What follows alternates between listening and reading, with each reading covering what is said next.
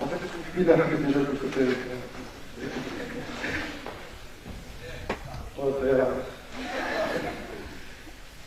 Oui, je suis désolé, je fais le sticker j'ai eu une mémoire de poisson rouge. J'ai une mémoire de poisson rouge. Non, c'est pas vrai. Oui, la mémoire de poisson rouge est à peu près de 3 mois. C'est une niche qui fait chaque coup. J'en ai absolument aucune idée. Comme après, ils font des expériences, c'était des avoliers. En fait, par là, comme ça, n'a pas bien étudié la cake. Notre histoire qui dit que le gars qui a découvert que la vache lui donnait du lait, qu'est-ce qu'il cherchait exactement?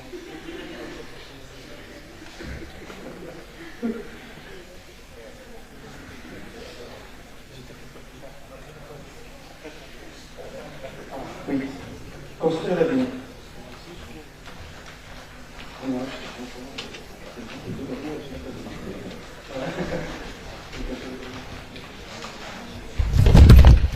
D'accord, construire l'avenir. Pablo Duchamp qui fait des dix comment construire l'avenir, je me dis qu'est-ce que je vais dire? Construire, la construction, je ne connais absolument rien du tout. Et l'avenir, bon, je n'en ai pas énormément, mais bon, je m'y connais un petit peu. Donc je m'étais dit, pour construire l'avenir, je m'étais posé une simple question. Qu'est-ce que l'avenir? Et pour savoir ce qu'est l'avenir, il fallait répondre à une autre question. Qu'est-ce que le temps? C'est une question très énigmatique. Le temps, beaucoup de gens ont essayé de savoir ce qu'était le temps. J'ai cherché un petit peu à savoir à travers Internet, ce qu'était le temps. Bon, moi je dis le futur commence immédiatement après la fin de cette phrase. C'est-à-dire que maintenant c'est le futur. Ah non, c'est présent. Ah non, c'est le futur. Non, c'est le futur. Je sais pas, c'est très compliqué. D'accord. Au commencement, le temps, T-E-M-P-S, dérivé du latin tempus. Et tempus signifie couper, qui fait référence à un découpage du flux du temps en éléments finis. Et oui, parce que le temps, on imagine, est continu. Ah ben non. Le temps, on parle souvent de quantum spatio-temporel, et le quantum, comme vous le savez peut-être, et la quantification en général décrit l'aspect corpusculaire de la matière, c'est-à-dire que la forme discrète des choses. Autrement dit, la discontinuité du temps. C'est vrai que nous, on perçoit le temps comme étant continu. L'ordre. Donc, le temps forme plusieurs parties infiniment petites qui se rejoignent et qui forment l'espace temporel. Oui, mais alors?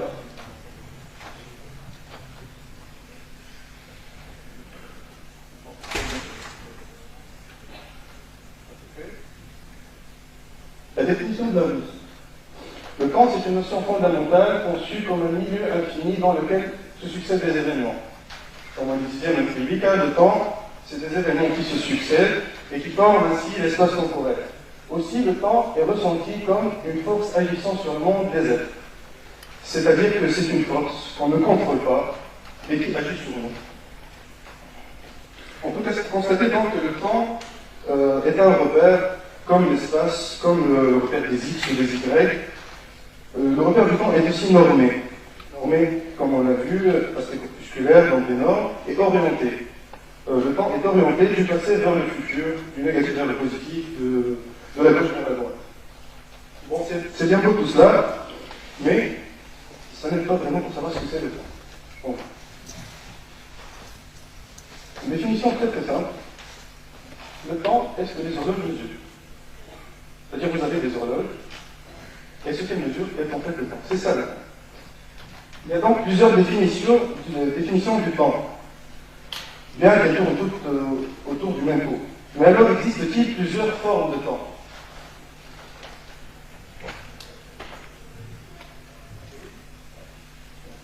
On peut parler, en premier lieu, d'un temps mental ou subjectif. C'est le temps qu'on ressent. C'est le temps qu'on aperçoit nous en tant qu'être humain. Ce temps-là est dissymétrique entre le passé et le futur. Le passé est écrit, est figé. Nous nous souvenons, il y a eu des histoires, qui s'est passé des choses, mais nous n'y pouvons absolument rien. Donc on ne peut rien faire par rapport au passé, sauf peut-être le devoir de mémoire. Quant au futur, il est incertain. On sait qu'il y a un futur, mais on peut juste faire en sorte de changer un petit peu.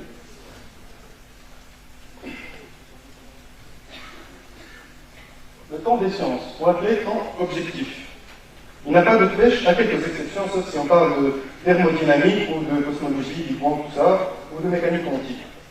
Dans ce temps-là, le passé et le futur jouent un rôle symétrique, comme vous pouvez le voir, ce qui est prouvé par la réversibilité des équations mathématiques. C'est-à-dire que dans les équations mathématiques scientifiques, vous trouvez toujours une symétrie entre le passé et le futur. Bon. Une autre question qui se pose.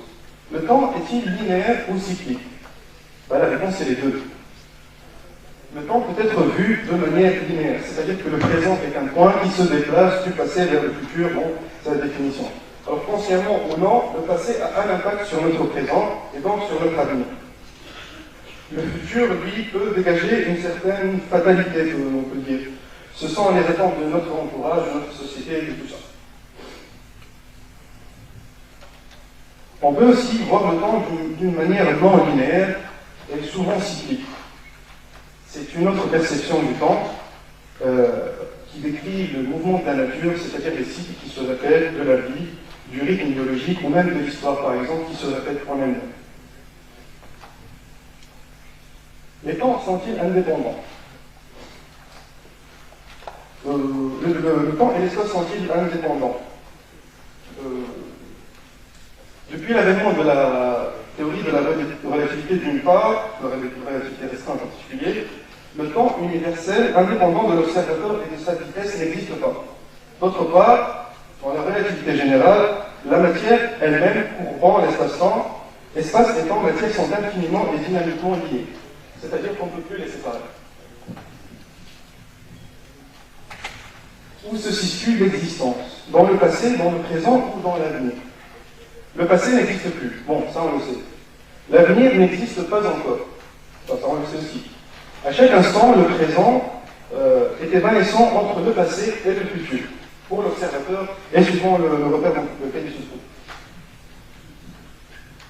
Combien de temps dure le présent? Quand on dit Tawa, ça veut dire combien de temps?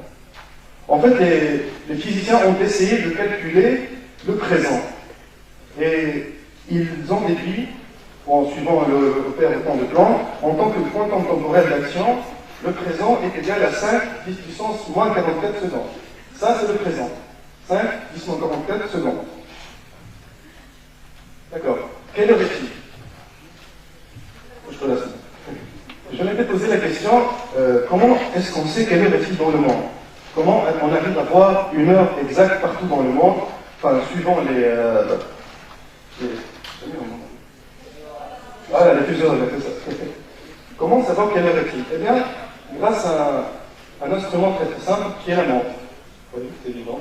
Mais pas n'importe quelle montre. Il existe une montre qu'on appelle l'horloge atomique.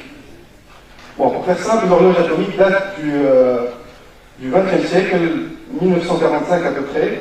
Leur précision et leur stabilité est due à la stabilité du rayonnement électromagnétique de plusieurs atomes, tels que le césium 133 par exemple.